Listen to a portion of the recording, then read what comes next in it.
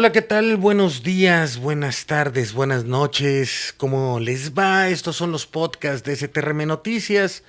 Y bueno, hoy estamos esta tarde lluviosa en la Ciudad de México con el compañero Antonio Delgado. Buenas tardes, Antonio. Hola Israel, compañeras, compañeros, un gusto estar aquí saludándolos a través de este medio informativo, este podcast que estamos lanzando al espacio de internet. Bastante interesante ahorita lo de las redes sociales y los temas, ¿no, Israel? Así es, mi estimado Antonio, que pues temas bastante interesantes los que están surgiendo. Bueno, estamos grabando, hoy es viernes 26 de julio del 2024, pero igual es indiferente cuando usted vea este video, porque vamos a estar trabajando temas que esperemos pues sean de su agrado y que también trasciendan la temporalidad, porque a final de cuentas la temporalidad es esta cultura de lo inmediato que tenemos, que el día de ayer capturaron a un capo muy importante, al Mayo Zambada, pero también esta semana salió una nota de un reporte de Oxfam acerca de que los hombres más ricos de México duplicaron su fortuna con el presidente Andrés Manuel López Obrador. Pero creo que también esto representa pues que la economía no va mal. Sin embargo, vale la pena analizar a profundidad por qué estos personajes, como lo es Germán Larrea de Grupo México, Carlos Slim de América Móvil y el evasor fiscal, el señor Salinas Pliego, pues por qué han duplicado su fortuna durante este periodo gubernamental, mi querido Toño. Sí, mira, aunque también hay una información que está saliendo respecto a este tema, que el gobierno, digo, estamos en campañas electorales en Estados Unidos, se están definiendo candidaturas para quien va a ser la contienda el próximo la próxima elección en Estados Unidos precisamente. Y pues bueno, el gobierno de Joe Biden se está colgando, digamos, la medalla en torno a esto. Pero también, pues, ¿cuál fue la participación del gobierno mexicano? Si hay algo, y pues obviamente el gobierno de Estados Unidos dice que no hubo participación, que realmente es producto de una serie de investigaciones que se están dando. Y pues bueno, realmente para lo que nos podría llamar la atención es realmente qué va a suceder en términos de lo que estos pues, delincuentes pudieran decir o no decir respecto a personajes de antaño, de otros momentos, de otros sexenios y que pues, podrían aportar algún tipo de De los información. presidentes del PAN no vas a hablar. Es que hablaba también de los delincuentes de antaño, no es cierto. Perdón. No. Digo, tocaste el tema de Mayo Zambada, pero volviendo al tema electoral nuestro, las consecuencias de lo electoral, pues también están ahí disputándose quién va a quedar, ¿no? Como presidente de ese partido, hablando de algunos expanistas, están levantando la voz, lo mismo con el priismo, o sea, para donde voltemos hay, digamos, elementos contingentes de elecciones, llámese electorales, llámese de partidos, y obviamente es el reacomodo político que se está dando actualmente, ¿no? ¿Tú crees que este reacomodo político también sea parte? A ver, esta es una duda así como que vamos a comparar estas opiniones, ¿no?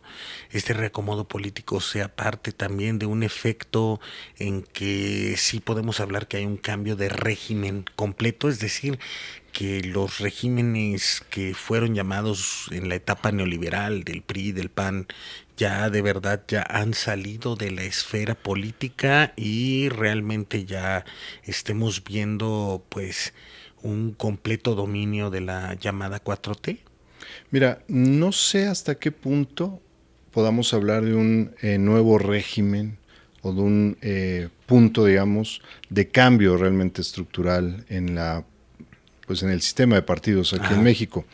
En muchos países, por ejemplo el caso de Francia, que es lo más reciente que estamos recibiendo ahorita de información, de noticias, pues sabemos que hay dos partidos dominantes, pero hay una serie de partidos y candidaturas, incluso que se suman, hacen alianzas, presentan propuestas y está ese estirafloje. Lo mismo sucede en Inglaterra. Pero aquí en México, yo creo que a partir del 2013 y ese mal llamado Pacto por México, lo único que hizo fue degenerar precisamente ese sistema y darle fin al sistema de partidos que por muchos años se había mantenido, no necesariamente como algo positivo, sino como algo que a través de ciertos grupos y ciertos, digamos, contrapesos y beneficios que tenían de carácter político-económico, pues bueno, empezaron a fragmentarse. Tan es así que de ese gran pacto, digamos, que hicieron por México, que fue realmente un tripartidismo, hoy al día solo quedan dos partidos. Y obviamente surge este movimiento de regeneración nacional encabezado por diferentes líderes, entre ellos Andrés Manuel López Obrador, y aquí es donde vemos precisamente la continuidad. No necesariamente como un movimiento que surja de la ciudadanía, que eso para mí sería realmente el mostrar que en verdad se está cambiando estructuralmente el sistema de elección y de candidatos aquí en México. No hay candidaturas ciudadanas, no hay forma de impulsar ese esquema a través de diferentes... ¿Cómo no? Decían los del frente que eran ciudadanos. No, pero fue demostrado que marchaban por una bandera y una causa, aunque la enmascaraban, y es muy interesante, de rosa, ¿no? Lo que sucede es que podemos caer en un punto en el que valdría la pena analizarlo con mayor prontitud y profundidad, pero a final de cuentas, pues todas y todos somos ciudadanos, ¿no? Y ciudadanos civiles, ¿no? Claro. Y cualquier organización de estas características institucionales, pues tiene una característica de organización civil, ¿no?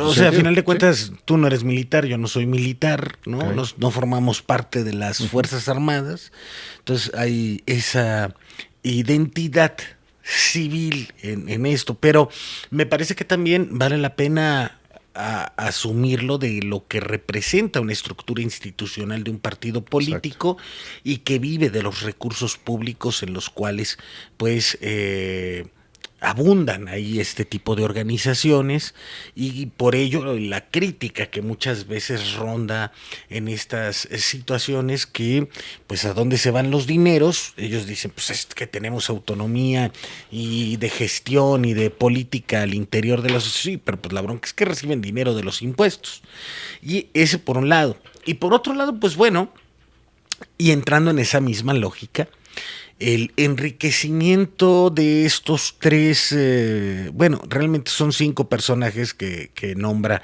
el tema de Oxfam, pero que por cierto, yo recuerdo que en su pasada y extraña conferencia de prensa de principio de este 2024, okay, el dueño de Grupo Carso hablaba de que quién era Oxfam, o qué familia, o qué empresa era esa, y no tenía ni idea de qué se refería esta organización que surge del Claxo y todas estas situaciones de análisis sociológico y económico, y lo que representa la movilidad social o la acumulación de economía en este sentido. Pero ¿qué te parece, mi Toño, si nos puedes leer esta nota que salió esta semana en el periódico La Jornada para entrar a fondo en esta condición de análisis que vale la pena compartir con todas y todos? Sí, es una nota que, como bien dices, surge de este informe, que la verdad llama mucho la atención. Tomamos se fue replicada en diferentes medios, y que también pues para nosotros, pues bueno, al contrastarla, al observarla, pues bueno, podemos ahí observar esto. Hay varias informaciones, está la de La Jornada, me estabas comentando, ¿verdad? Sí. Bueno. Déjenme hacer notar que antes de entrar al aire habíamos quedado que íbamos a leer la de La Jornada. Toño la perdió. No, es que te digo, aquí tienes cara y quiero, no, te voy a poner. Es que, ¿qué crees? Aquí está, como que estoy batallando con la señal, en serio. Y precisamente es un modem Telmex. Telmex, exacto. Pero no es eso. Lo que pasa es que creo que, esto también hay que llamar la atención. El tema de la tecnología a veces nos rebasa y tenemos ahorita un montón de información. Pregúntale a los aeropuertos ahora con el apagón de Windows. A eso iba. Pero bueno, vamos a la nota ahí de La Jornada, donde dice que los 5 hombres más ricos multiplicaron su fortuna con AMLO. Este enroque pues es interesante del tema de AMLO y los hombres más ricos. Oye, un dato nada más, todos son hombres, ¿verdad? Los patriarcas de las familias. Sí, Sí, de alguna manera, pero bueno, también hay mujeres dentro de las más acaudaladas, pero no al sí. nivel que vamos a registrar. Y esta nota de Dora Villanueva nos dice que la riqueza de los 5 hombres más acaudalados de México ha crecido en promedio 226.6% en la administración del presidente Andrés Manuel López Obrador, que en el fin de semana destacó que no hay un empresario de los grandes que haya fracasado durante su gobierno. De acuerdo con la lista de Bloomberg, la riqueza conjunta de Carlos Slim, Germán Larrea, Ricardo Salinas, Alejandro Balleres y Juan Vidal y su familia suman a la fecha 158.630 millones de dólares, cerca de una quinta parte de lo que hasta mayo de 2024 valía la deuda pública del país. Durante la gestión de López Obrador, la riqueza de Carlos Slim, presidente de América Móvil, aumentó 78.1% de 52.900 millones de dólares a 94.200 millones. La de Germán Larrea, director ejecutivo de Grupo México, la minera más grande del país y concesionario de la mayor extensión de vías de ferrocarril del país, despegó 944.2%. Al incrementarse de 3.600 a 37.800 millones de dólares. Y la de Ricardo Salinas Pliego, presidente del Grupo Salinas, subió un 28.7%, de 10.100 a 13.000 millones de dólares. El presidente del Grupo Val, Alejandro Balleres, entregó recientemente a la lista de Bloomberg, pues antes el patrimonio neto de su familia se contabilizada a partir de la de su padre Alberto Balleres, que ya falleció, con una riqueza que alcanza 6.900 millones de dólares, en tanto que Juan Beckman Vidal y su familia, propietarios de Becle, controladora de José Cuervo, la que hace este tema de bebidas alegres, aumentaron su fortuna 82.2% de 3.700 a 6.700 millones de dólares. El fin de semana el presidente López Obrador... Aquí una pausa, espérame. ¿Tú te imaginas, o sea, cuánto dijeron de Beckman, de Juan Beckman? Bueno, el que en está abajito, aumentaron de 82.2% su fortuna. Sí, pero que la cantidad, o sea, 3.700 millones de dólares a 6.000.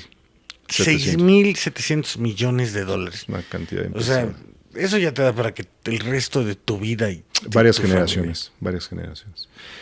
Digo, obviamente estos valores y estos aspectos de riqueza no son líquidos, vamos a decirlo así. Sí, son las empresas. Tienen que ver con valores de empresa, activos, sí, pero deuda. si hoy dijera claro. Vámonos con el señor Beckman, ¿no? El dueño de José Cuervo. Si hoy dijera, yo ya no quiero trabajar, ya no quiero hacer nada, no me quiero encargar de nada, voy a vender todo. Pues ya no hace nada, o sea, literalmente. Pues no tendría por qué hacerlo, vendería la marca, que a lo mejor la compraría o la absorbería otro grupo, vendería los activos, que son, digo, importantes. Ajá. Obviamente hay hectáreas donde se hacen este tipo de cosechas o tiene algunos contratos, o sea, todo eso es la riqueza y realmente... Ahí nos habla de un poder bastante sustancial, o sea, no solo un tema económico, sino un poder de relación. Y estamos hablando del que menos, porque si vemos el tema de Germán Larrea... ¿Cuánto es el de...? Nada más en porcentaje, para no meternos en dinero, 944.2% creció. Su fortuna. La fortuna. O sea, lo que tenía, más 8 veces más. O sea, contando el hecho de que le quitaron... no le quitaron, le compraron las vías ferroviarias que necesitaban para el Tren Maya, cosa que él no quería vender. Ok, pero al final del día vendió. Y en este sentido, vaya, a ver, vamos reorganizando. ¿Qué quiere decir esto? Porque, ojo, este fenómeno no es exclusivo de nuestro país. Así es. O sea, lo están nombrando la jornada porque resulta que es sumamente... de llamar la atención, si me permiten el término, pues el hecho de que estos personajes dentro de un gobierno que se dice de izquierda, que abandera otro tipo de situaciones, de causas, pues continúe estos personajes de la oligarquía y que al mismo tiempo tengan influencia, porque a final de cuentas el empresario dueño de América Móvil, Carlos Slim, pues sigue reuniéndose con el presidente en reuniones extensas a comer, ¿no? No así Larrea, sin embargo, utiliza otro tipo de mecanismos para poder llegar al fin que él necesita. Y pues el dueño de Palacio de Hierro y del ITAM, bueno, también ahí por medio de los consejos empresariales y todo este mecanismo, porque es curioso, la oligarquía no le gustan los sindicatos, ¿no? A este tipo de empresarios no les gustan las organizaciones, que los trabajadores se organicen, les gusta mucho el freelancer, les gusta mucho esta idea del emprendedurismo, ¿no? Hasta el punto en el que mediáticamente es promovido en este tipo de programas como el famoso Shark Tank, que es una iniciativa estadounidense que compraron aquí por medio de Sony, esta productora que produce contenidos para Claro Video, para Claro TV, y que encabeza pues el dueño de el encargado de comunicación de Grupo Carso y de América Móvil, que es este señor, se me fue su nombre, ¿cómo se llama? Arturo Elías Ayub, ¿no? Pero bueno, el punto no es ese, el punto es que, y bueno, lo que promueve este programa es: sé emprendedor, haz tu negocio, ¿no? Yo te lo compro, y estamos hablando de startups, ¿no? Y el sueño de WhatsApp, que llegue Facebook y te compre tu proyecto. Pero no me quiero referir a eso, sino me refiero a la cantidad de acumulación de una sola familia de tantos bienes, porque estamos hablando prácticamente que estos 158 mil millones de dólares, según que es lo que acumulan todas estas fortunas mexicanas, pues equivale pues a algo así como al 8% del Producto Interno Bruto global del país anual, ¿no? Fíjate que a mí me llama mucho la atención ahorita que tocabas el tema internacional. La familia más rica del mundo, o sea, la familia de este ostentador de marcas de lujo, como esta marca de Louis Vuitton, la de los bolsos y esto. Louis Vuitton. Ahorita que está de moda lo de París y Francia. Que eso lo vamos a platicar al rato. Bueno, y marcas como Dior, etcétera. No es que estemos haciendo comerciales, no nos pagan ni nos pelan, pero bueno, somos felices. Ni les interesa lo que digamos. Es, digamos, la familia más rica a nivel mundial. Su capacidad económica está evaluada en 226.2 miles de millones de dólares anuales. ¿Quiénes son? Los, según la revista Forbes, Bernard Arnault, de 75 años, y su familia, con casi 227 mil millones de dólares. Bueno, yo te voy a decir algo, en ese sentido, pues, tiene la riqueza de países, pero, así o es. sea, también lo que te voy a decir, yo no pienso que sean los más ricos del mundo. O sea, ¿a qué voy con esto? No me quiero poner tampoco conspiranoico, ¿no? Pero sabemos de estos fondos de inversión de BlackRock que pertenecen a una familia. Y curiosamente no están entre los más, porque a lo que voy es esa parte. ¿Quiénes son los dueños de Colt? De esta marca de armas. De armas, no, ni idea, pero... O sea, nadie sabe. Sabemos que todavía existe la marca Winchester, ¿no? Sí. Y lo más famoso es que existió una señora Winchester por los cuentos paranormales de su casa. Ok.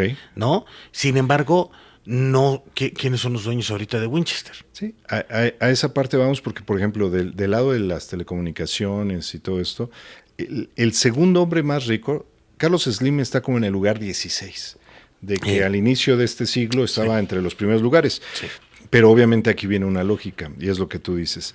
El caso de Jeff Bezos, por ejemplo, el dueño de Amazon, el dueño de toda esta red de comercio a nivel mundial, que también ya produce contenidos, y es lo que tú dices, ¿no? Sí. Esta riqueza que se diversifica, pero también que tiene alcance en diferentes escenarios, está valorada en 198 mil miles de millones de dólares. Bueno, pero ahí va una cuestión. Permíteme rápido, hay un análisis. Jeff Bezos creó una manera de hacer comercio.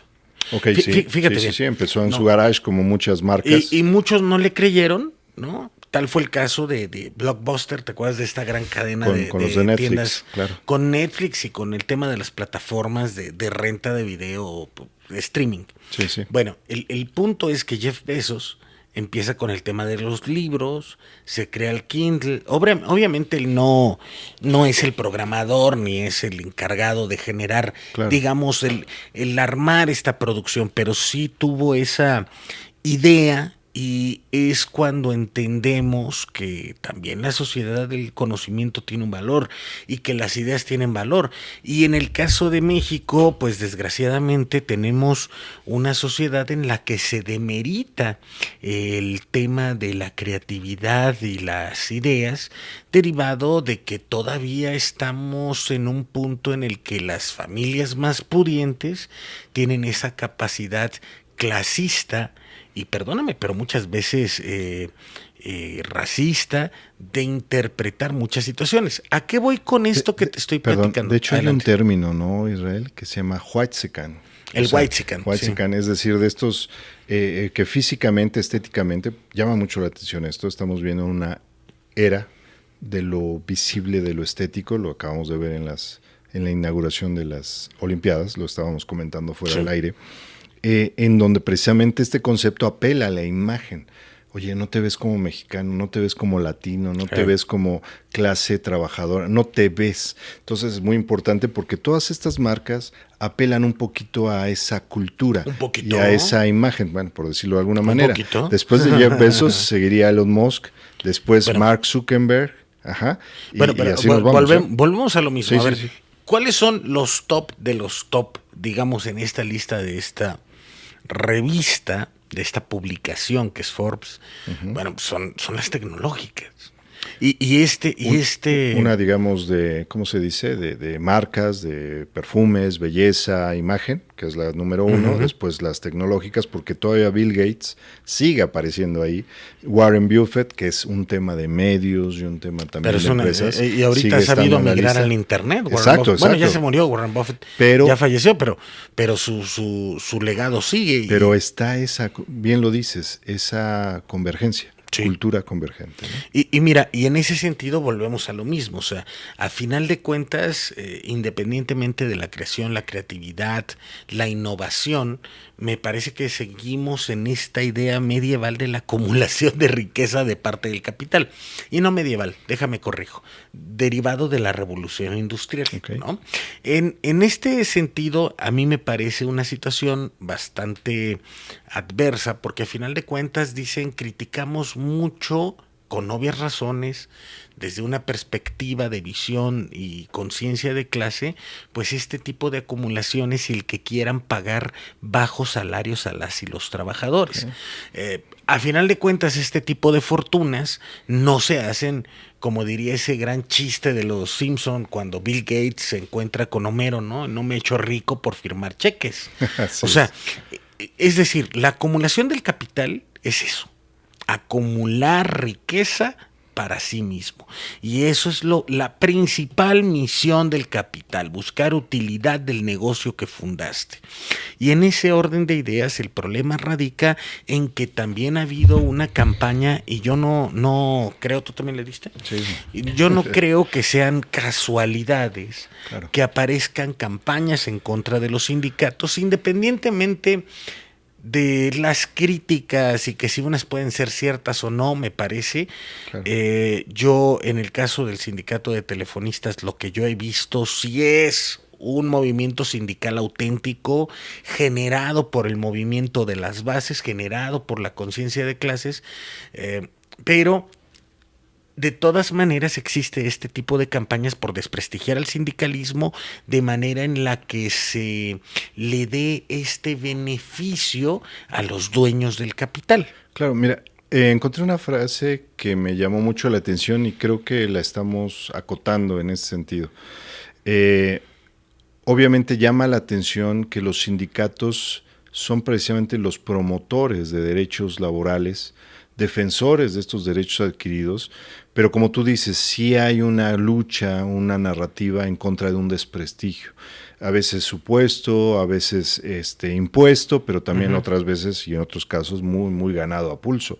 En el caso de los telefonistas es claro que somos un sindicato democrático que lo que busca son alternativas a estos cambios o a estas embestidas de las narrativas, pactos que hacen poderes políticos, económicos, simbólicos, hablando de medios, por ejemplo, y que obviamente no favorecen a lo que representamos. Decía ahí Zygmunt Bauman, que ya murió, y me llamó muchísimo la atención, me acordé un poco de ti y ahorita te voy a decir por qué. Porque dice, lo que llamamos la clase media, que solía ser la parte más exitosa y confiada de la sociedad, se está transformando muy rápidamente en el precariado. Así lo nombra, precariado, que es una especie de equivalente al antiguo proletariado. ¿Cómo define este precariado Bauman? Dice, personas que no están seguras de su posición o de su rol. ¿Cómo? Personas que no están muy seguras del rol o de la posición que viven, o en donde viven. Según las últimas tesis de los economistas, esto lo dijo antes de morir, ya no se trata de si es el 25% más rico de la población y el 25% más pobre, sino del conflicto, esto es muy interesante, entre el 1% que está en la cima de los más ricos y el 99% del resto de la sociedad. ¿Sí me explico? Es decir, ya no sabemos, nos sentimos ricos porque nos compramos una marca, traemos una playera, traemos un bolso, podemos ir a un destino y nos sacamos la selfie, nos atraen experiencias multimedias, como vive aquí como si tuvieras la experiencia inmersiva. Es lo que decía, te voy a decir algo, es lo que decía, se me olvidó el nombre de este gran pintor de la pared de Andy Warhol. Warhol. Este gran pintor Warhol, ¿no? En el futuro cada quien tendrá sus 5 minutos de fama. Mira, vamos a hacer un pequeño corte. No se vayan. Regresamos aquí en STRM Noticias con este podcast.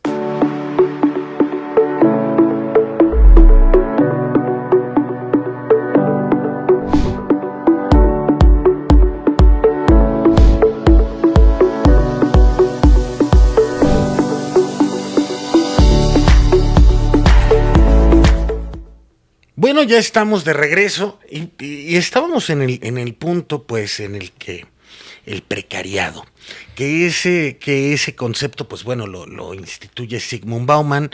Creo que es en el de vida líquida, pero lo sigue asumiendo, ¿no? A través del resto de su obra. El último libro, que fue el de Vidas Desperdiciadas, muy duro ese libro de Zygmunt Bauman. Habló del consumo líquido también. Sí. Sí, varios temas.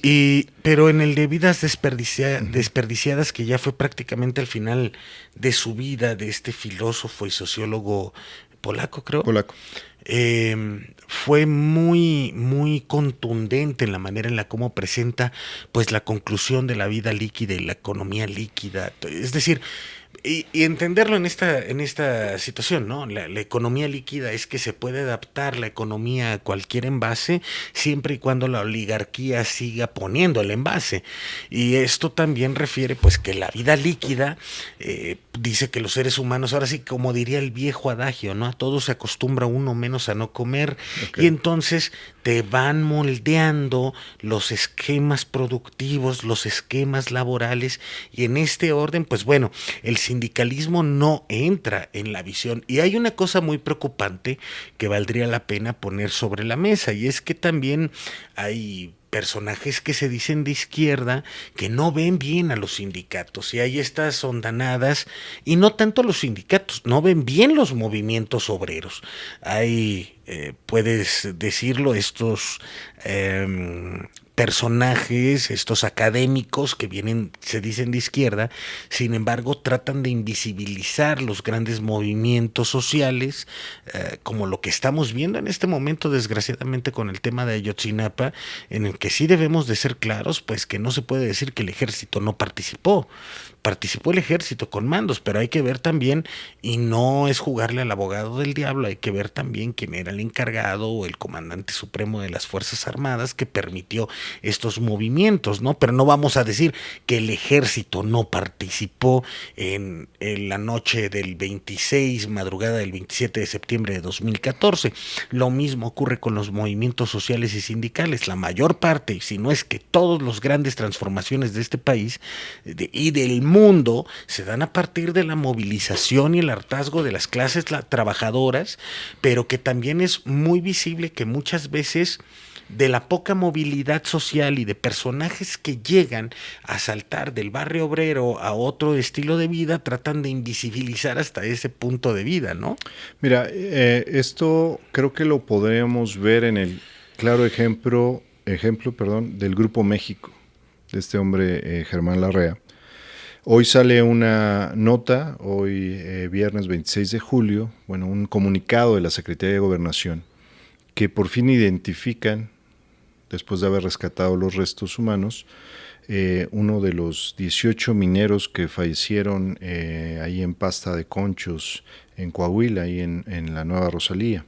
Estamos hablando del 2006 más o menos, esta situación de Pasta de Conchos. Hoy sale el comunicado, y ahorita hablando de estos gobiernos, que el mismo presidente decía el fin de semana que hasta a los ricos les ha ido bien, a los banqueros les ha ido bien, y obviamente a la población en general le ha ido bien. Tenemos un salario mínimo pues fortalecido, que ha crecido, lo que no había crecido en veintitantos años en el tiempo, pero a lo que voy es que el salario mínimo real no había aumentado en 32 años. Sí, pero hablando incluso de transición, ¿no? O sea, el PRIismo lo dejó mal, pero ni el PAN ni el PRI de regreso. Pero ¿cuál transición, viejo? No, o sea, a ver, a eso voy, no había. A eso iba con lo del régimen. Sí, no había una real, ¿no? Un real efecto, vamos a decirlo así.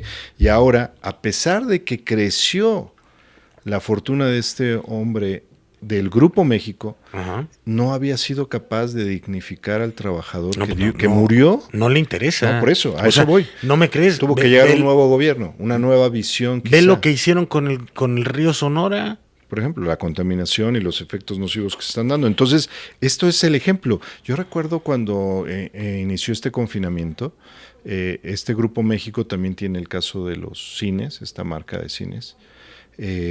Lo que empezó a hacer y lo que está sucediendo en algunas otras empresas, incluyendo, por ejemplo, telecomunicaciones, despiden a la gente, y lo que antes hacían 10 trabajadores, hoy se lo hacen 2 o 3. Es decir, las cargas de trabajo siguen ahí, bajo la premisa de reducir costos, de meter nuevos procesos como inteligencia artificial. Lo que hacen es reducir la planilla, pero a costa de la explotación de precarización de estos trabajadores, de nosotros como trabajadores. Entonces, la importancia de los sindicatos no es ver situaciones que se han rebasado ya con el tiempo. Tenemos un nuevo marco legal.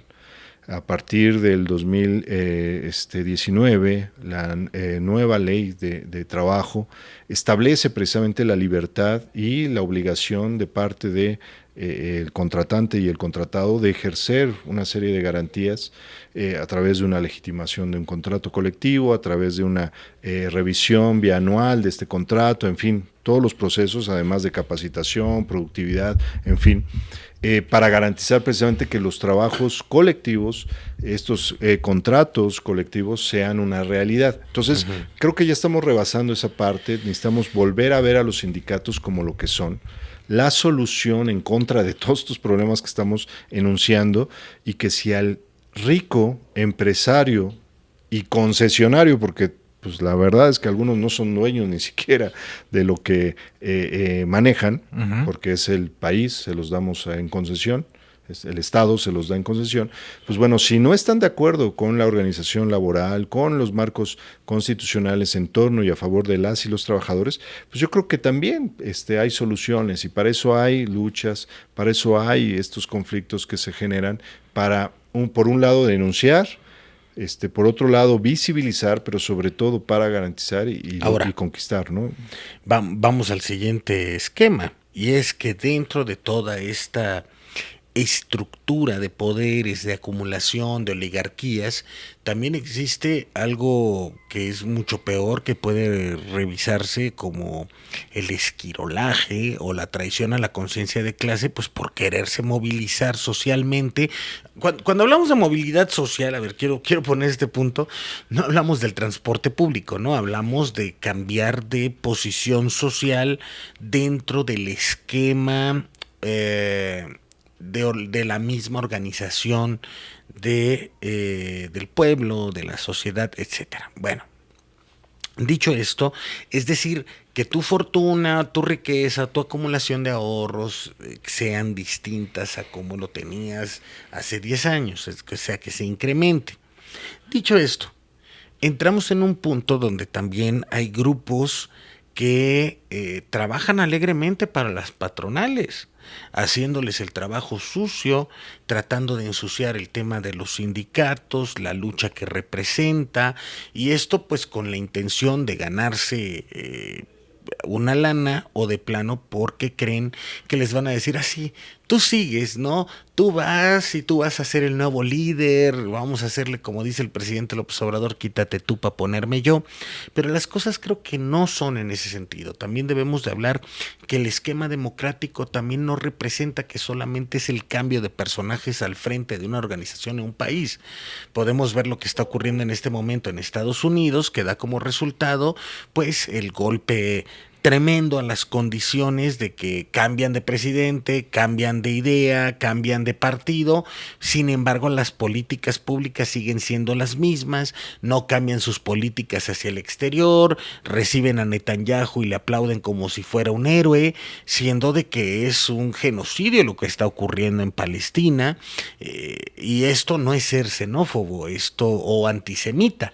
Estamos viendo el actuar de un Estado, ¿no? De un gobierno, y que es aplaudido por legisladores estadounidenses, y afuera a los que se supone que representan están protestando fuertemente porque no querían recibir al primer ministro o al presidente israelí. Y eso pues entonces no es democracia, porque si hablamos de una democracia es que los electores tienen el poder de hacer cambiar al legislador por el cual votaron, que los representara en la Cámara del Congreso de los Estados Unidos, por cierto que es Cámara de Representantes. Así es. Y no lo hicieron, les valió. Ellos siguieron en su tenor político, geopolítico y económico, en ese orden de ideas. Y esto es lo mismo en las organizaciones sindicales. Es el tema de que las temporalidades, pues bueno, es verdad, es un tema de las temporalidades, como me lo preguntó Julio Hernández López, ¿no? En esa entrevista de derecho de réplica que pidió el sindicato. No la pedí yo, la pidió el sindicato, y que vale la pena mencionar en que sí, efectivamente es la temporalidad, pero avalada por el voto de las y los compañeros, avalada por los procesos democráticos y avalado por la ley interna, y pues sí, también avalado por la Ley Federal del Trabajo, que fue modificada el 1 de mayo de 2019 en el tema de la democracia sindical. ¿Qué podemos hacer? Pues simplemente a respetar el voto de las y los trabajadores y no querer tratarnos como menores de edad en ese sentido. Volvemos al punto de la resistencia y de los movimientos sociales. Y creo que lo que hacen los sindicatos a partir de la reforma del 2019 es también visibilizar que en México había una gran simulación en torno precisamente a este tema. Si goza de cierto desprestigio el sindicalismo y lo que hacemos las organizaciones sindicales democráticas, verdaderamente democráticas, es precisamente combatir este doble rasero, o sea, este doble aspecto, estas dos caras de la moneda. Por un lado, las empresas, los grupos económicos que ya hemos comentado, no les interesa un contrato colectivo, no les interesa tener trabajadores amparados bajo ciertas cláusulas y contraer obligaciones con ellos. Eso ya lo vimos. Me llama la atención que hablábamos del tema en la semana acerca de la huelga en Disney, por ejemplo, que este sindicato su sindicato básicamente los convocaba a hacer esta huelga, los famosos, ¿cómo se llaman? Team Masters, se llama el sindicato allá. Bueno, es una coalición de sindicatos. Teamsters. Pero me llamaba la atención que 14,000 empleados en Disneylandia. 14,000. ¿Se fueron a la huelga? No, pues amagaban con el tema de la huelga. Sí, pero no se fueron. Llegaron a un acuerdo porque obviamente decían, necesitamos salarios. Ahorita hablábamos fuera del corte, precisamente del tema de un hotel de lujo en París de 5 estrellas que alberga a diplomáticos del Comité Olímpico Internacional, irse a paro reclamando, pues sí, mejores salarios. Porque el estado de bienestar no es el mismo que se tiene al interior o al centro de la ciudad de París a lo que son las afueras, ¿no? Entonces, en ese primer lado de la moneda, los sindicatos luchando precisamente por las condiciones laborales. Los sindicatos hicieron ganar ahora a esta fuerza de izquierda tan grande que se hizo en Francia, que encabeza Jean-Luc Mélenchon, ¿no? Así es. Y en ese sentido, los sindicatos también internamente tienen que garantizar su vida democrática. Ahora, ¿tú sabes cuántos años tiene el líder de la CGT francesa? No sé. ¿O al frente de la CGT francesa? No. ¿O cuántos años lleva Jean-Luc Mélenchon buscando un espacio en la política son pública luchas francesa? De mucho tiempo, ¿no? Y encabezando el presidente López Obrador, ¿cuánto tiempo estuvo en la lucha política? No, bueno, es que Jean-Luc Mélenchon, lo que pasa es que Andrés Manuel, el presidente López Obrador, no llevaba el tema institucionalmente, pero Jean-Luc Mélenchon, de izquierda insumisa, de Francia insumisa, lleva más de 20 años al frente del partido. Sí, a lo que voy es que hay una legitimación de la narrativa, de la posición y obviamente del encargo. Y sus militantes quieren que él siga al frente de este encargo. Entonces, esa es la realidad. Entonces, por un lado es interno en cuanto a los procesos y la vida democrática, por otro lado externo frente a unas luchas reales, exacto. Y eso yo creo que da el equilibrio y el resultado digamos, tangible. Ahorita estamos terminando una serie de un par de semanas donde se llevaron a cabo elecciones dentro de el Sindicato de Telefonistas después de un proceso que inició meses atrás bajo unas reglas muy, muy establecidas. Yo creo que el resultado pues debe ser precisamente el de impulsar esto que los trabajadores a través de su voto se hace en diferentes escenarios, ¿no? La lucha frente a la empresa, la legitimación frente a lo que son las autoridades, pero sobre todo el tema de dar los servicios de cara al cliente, ¿no? Y creo que eso es parte del asunto. Me refiero, acabas de mencionar algo muy importante. A final de cuentas, la lucha de la clase trabajadora es por el mejoramiento de las condiciones de trabajo, el mejoramiento de los sueldos y con ello el mejoramiento de la vida de las familias, de las y los trabajadores. Y en ese sentido, pues bueno, me parece que estamos frente a un esquema básico de lucha y que, bueno, lo vamos a estar estrenando este podcast este mismo 26 de julio, que espero lo compartan el fin de semana y todo. Y si les gusta, pues díganos qué tema quiere que abordemos, cómo quieren que lo abordemos, cómo lo platicamos, pero sobre todo pues en el sentido también de que invitarlos a que voten todavía hasta el lunes por la mañana. Tienen la oportunidad de ir a emitir su voto. Es muy importante porque a final de cuentas, quienes debemos de decidir ¿quién queremos que dirija este sindicato? Pues somos las y los trabajadores, ¿no? Es que yo creo que vale la pena porque es muy curioso cómo se maneja esta oposición. Igualito, con la misma estrategia que se manejó la oposición a Morena. Parecen de derechas. Creo que contrataron a personajes que trabajaron en la campaña o aprendieron de las campañas, porque para todo lo que están haciendo, hasta para validar una cuenta en Twitter cuesta dinero. Para validar una cuenta en Facebook cuesta dinero. ¿De dónde está saliendo el dinero? O sea, porque no son honestos, nunca han sido honestos, nunca se han manejado de manera honesta. Y ya no es un tema ahí político, es un tema que alguien les está pagando para que hagan lo que ellos quieren. Y me parece sumamente curioso. Pero lo que iba con este comentario es el esquema que refiere el tener que no buscar la correspondencia, no tener la capacidad del convencimiento político, porque la misma gente se da cuenta, me refiero a las y los telefonistas, que no hay un proyecto político que acompañe pues el estridente grito, el insulto y decir, como dice el presidente López Obrador, pues, ¿no?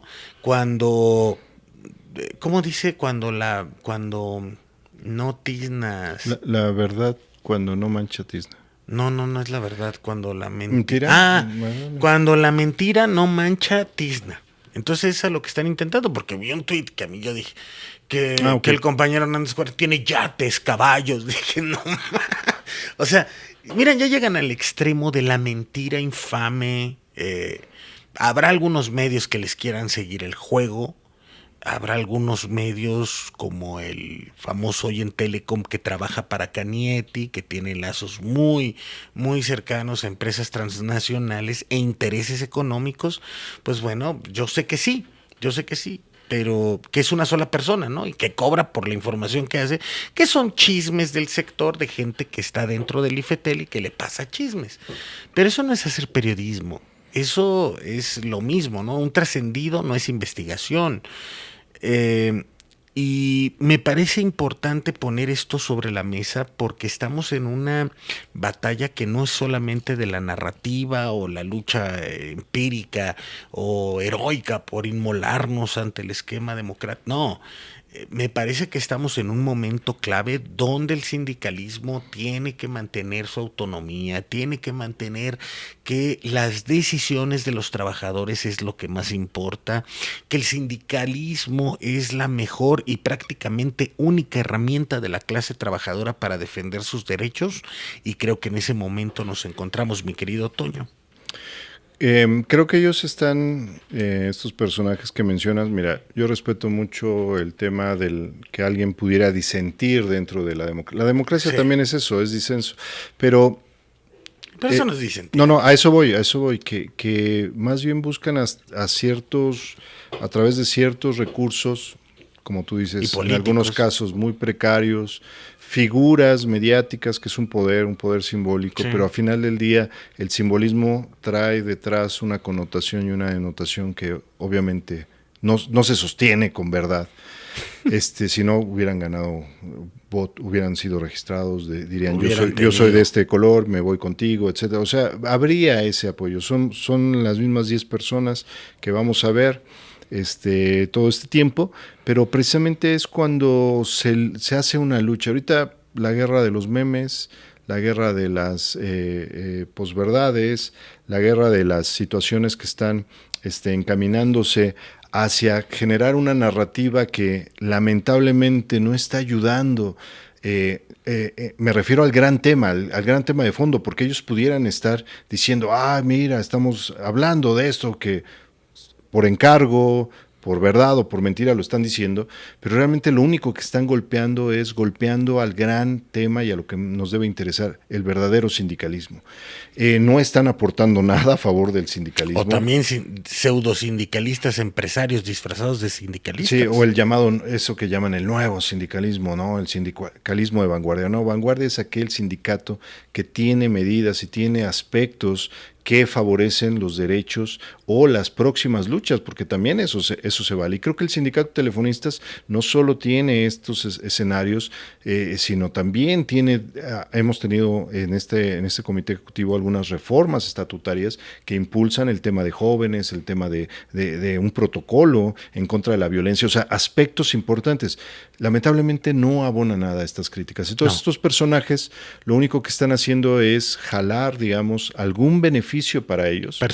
Personal o de intereses de estos grupos que ya hemos platicado. Con dineros de quién sabe dónde. A eso, y la realidad es que un sindicato con tanta visión y conciencia como puede ser el de los telefonistas, yo te diría, Israel, preocupémonos por nuestros procesos internos, por defender nuestra materia de trabajo en la posición de trabajo, y el mundo puede ser que esté cambiando y que haya luchas, ya las libraremos. Para eso tenemos también esa capacidad de incidir, de participar, pero yo creo que el sindicato de telefonistas tiene la capacidad para saber hacer a un lado estas pobres narrativas, pero sobre todo hacer frente a las situaciones que se nos vienen en un próximo futuro.